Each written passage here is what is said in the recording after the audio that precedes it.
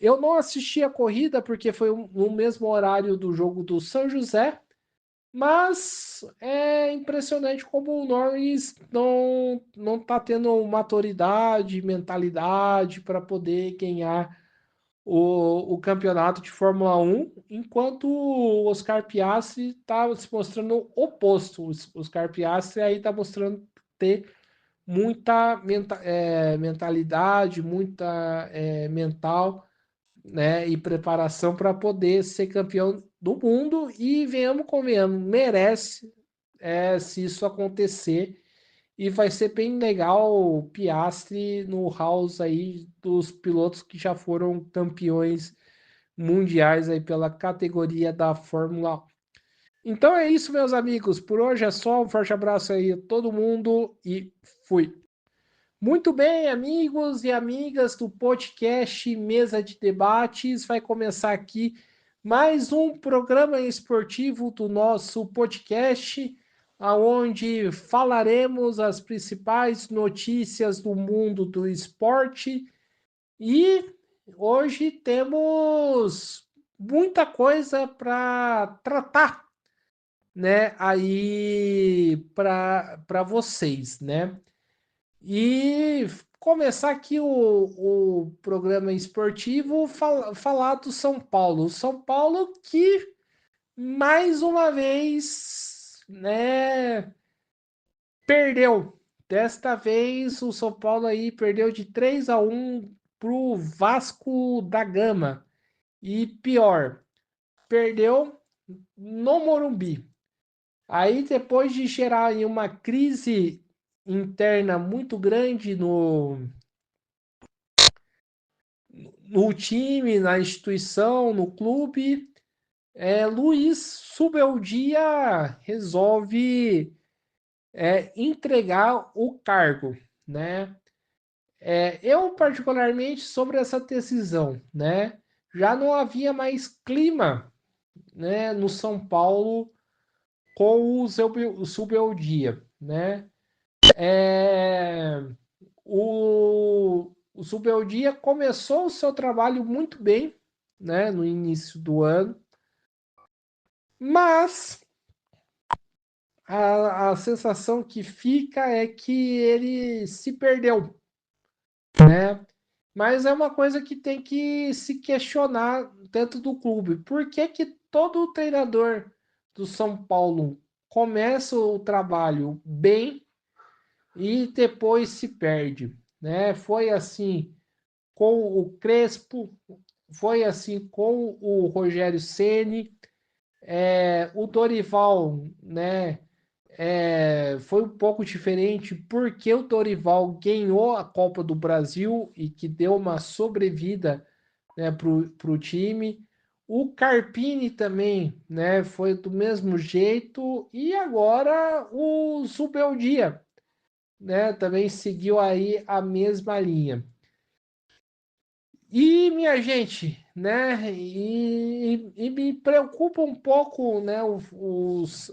Qual que vai ser o rumo do São Paulo, porque o São Paulo está pedindo o retorno aí do Herman Crespo, né? Que foi treinador aí do tricolor paulista, né? Na época da pandemia. E me preocupa muito, porque é o seguinte, alguns, né, gostam do Crespo por conta, né, da identificação que o treinador tinha com o clube, gostam também, né, pela relação que o Crespo tinha com o São Paulo, pelo título, né, e aí tem o fato que o São Paulo estava 9 anos na fila e finalmente foi campeão e tudo mais.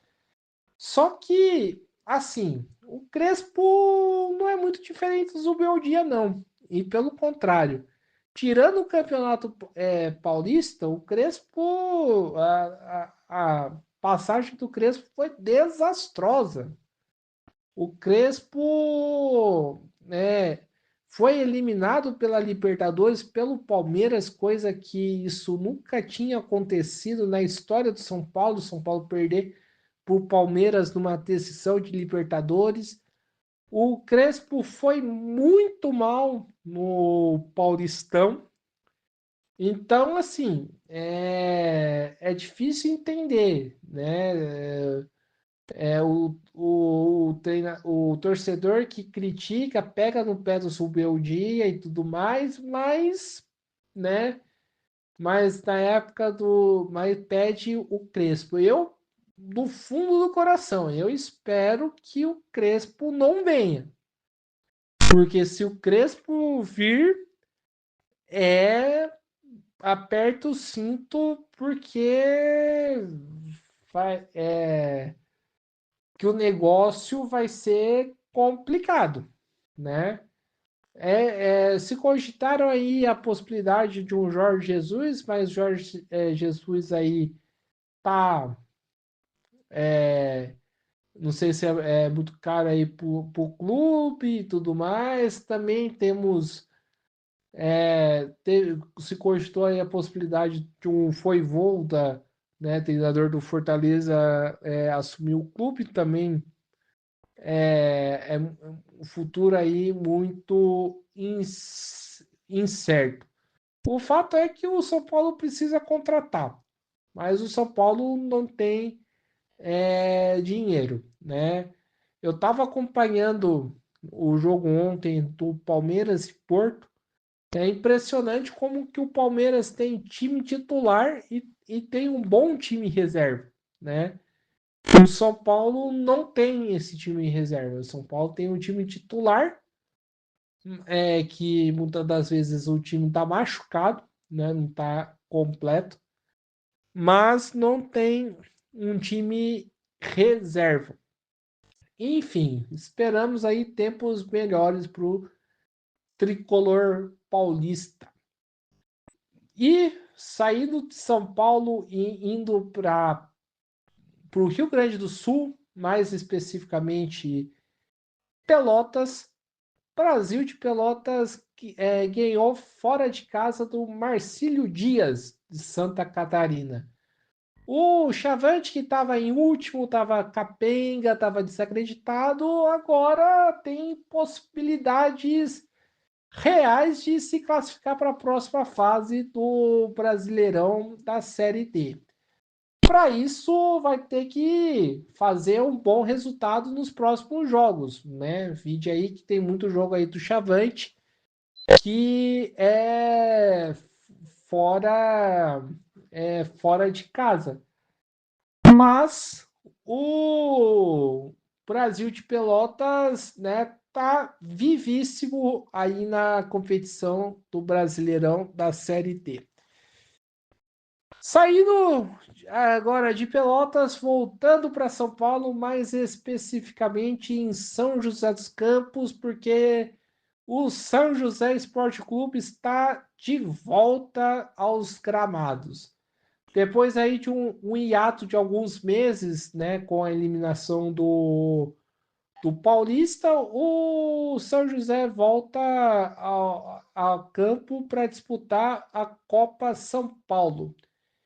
E o jogo aí foi contra o rival Taubaté. Eu estive presente acompanhando o jogo, né? E o São José ganhou por 2-0, né? Eu achei que o São José, né, se portou bem no campo, especialmente quando a partida foi se desenrolando e o São José foi adquirindo aí uma certa confiança e entrosamento, né? O Taubaté no começo do jogo, confesso que começou melhor, mas o São José começou com a partir da metade do primeiro tempo, começou a ter o domínio de jogo.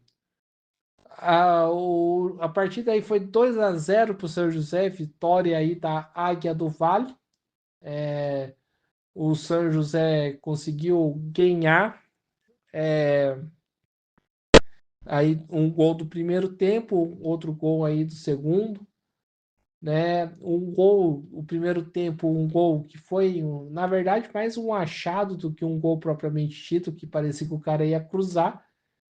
E um gol, o segundo gol, que foi inclusive na minha frente, é uma tabelinha bem interessante entre aí o ataque do São José. Sobre em relação à torcida, um clima aí de, claro, rivalidade, né, entre as torcidas de São José e Taubaté, né, devido aí à atmosfera que tem, mas não teve registro de briga, né, entre as duas torcidas, ainda bem, né? E nem mesmo aquela hostilidade que sempre tem quando na hora do intervalo. Pelo menos eu não consegui, né, ver algo, né, que de muito sério dentro de campo. Fora de campo, né, tranquilo, né, rolou nada, né, mostrando que é possível sim ter clássico do Vale, é, e é possível sim ter clássicos com duas torcidas no estado de São Paulo. Mais uma vez, as torcidas de São José e Taubaté estão de parabéns, né? E na próxima oportunidade, recomendo que as pessoas acompanhem o Clássico do Vale, porque, digamos assim, ir no Martins Pereira é muito bom, mas assistir um Clássico do Vale é muito gostoso, é bem legal. Então, tá aí, né, análise de São José e Taubaté. Eu resolvi falar sobre, né, a Copa do Mundo de Clubes que tá rolando aí na no, nos Estados Unidos. Eu tive a oportunidade de ver o jogo do Palmeiras e o jogo do Botafogo. O Palmeiras aí jogou contra o Porto e o Botafogo jogou contra o Seattle Sounders. E me surpreendeu. O Palmeiras empatou, né, com o Porto 0-0, mas teve aí inúmeras oportunidades de fazer o gol, né? E acabou aí perdendo, né? A bola não quis entrar. E uma coisa que chamou a atenção, como que o time do Porto é um time mediano. Isso que o Porto, né, tem uma certa tradição no, no futebol europeu, mas demonstrou ser uma equipe bem abaixo do esperado. O Botafogo ganhou do Seattle Sounders por 2-1, né? Um resultado, né, que já era de se esperar que o Botafogo ganhasse devido aí à dificuldade do seu grupo, né, que tem o PSG, o atual campeão da Champions League. E, meus amigos, o PSG que ganhou do Atlético de Madrid por 4-0, né? Então, o Botafogo aí vai precisar ralar e muito para poder classificar aí nesse grupo, né, tão complicado e tão difícil. Agora, saindo um pouco do futebol e indo para o automobilismo, tivemos aí as 24 horas de Le Mans, né? Corrida de longa duração que, conforme o próprio nome diz, dura 24 horas. Fazendo aqui um registro, né, com a boa atuação, né, da equipe da Ferrari no chamado Hypercars, né, que é os carros de protótipo, né, top de linha, né, que tem o Hypercars 1 e tem o Hypercars 2.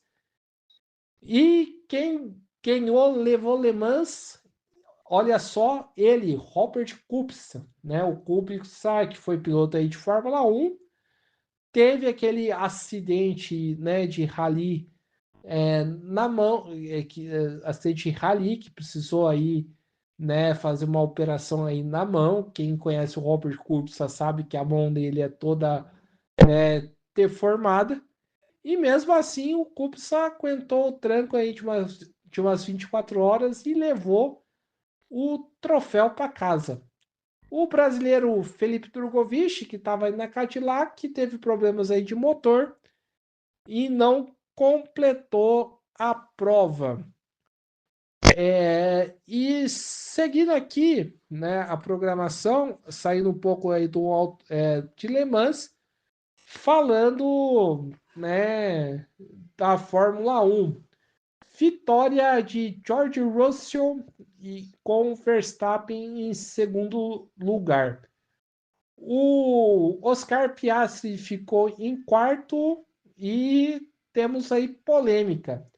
O Lando Norris, né, no GP aí do Canadá, bateu no seu companheiro de equipe e Norris, né, pelo vídeo levou a pior, né?